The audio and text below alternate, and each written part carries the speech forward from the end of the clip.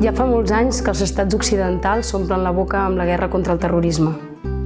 S'ha justificat així intervencions militars arreu.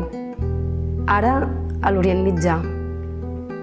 Intervencions militars contra règims que poc tenien a veure amb els jihadistes.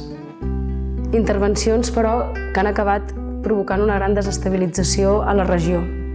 Això ha provocat l'enfortiment de grups salafistes. Aquests grups han crescut de forma desmesurada gràcies al suport econòmic, militar i ideològic de potències com Turquia i Aràbia Saudita, que són els dos principals aliats d'Estats Units i d'Europa en aquesta regió.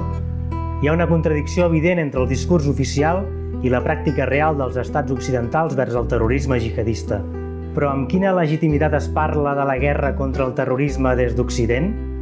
Qui realment està plantant cara al terrorisme jihadista que assola l'Orient Mitjà són les diferents ètnies que habiten la zona, entre elles la kurda. Europa i els seus aliats segueixen donant suport a països com Turquia, tot i les proves que demostren l'aliança econòmica i logística de Turquia amb el grup salafista Daesh, conegut com a Estat Islàmic de Síria i Iraq. Com si l'ajuda econòmica no fos suficient, Turquia també dona suport militar a Daesh, bombardejant a les forces que s'enfronten als jihadistes a Síria en una flagrant violació dels drets humans i de la legalitat internacional. Turquia assassina en el seu propi territori centenars de kurds i kurdes per tal d'aniquilar una cultura diferent i aturar la resistència al Daesh.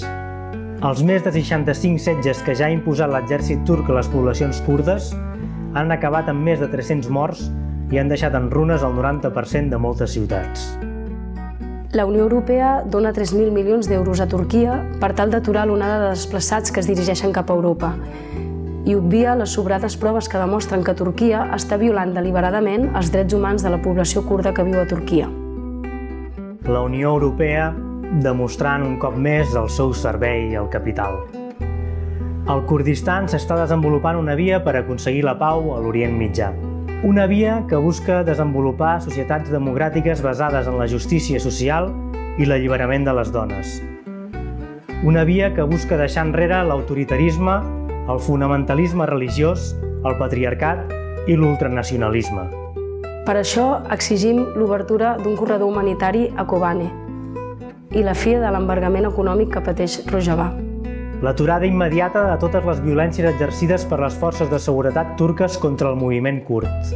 L'alliberament i la fi de l'aïllament de tots els presos i preses polítiques de Turquia. La retirada del Partit dels Treballadors del Kurdistan de la llista d'organitzacions terroristes. El poble kurd assegura que la millor manera de solidaritzar-se amb ells és fer la revolució allà on siguem.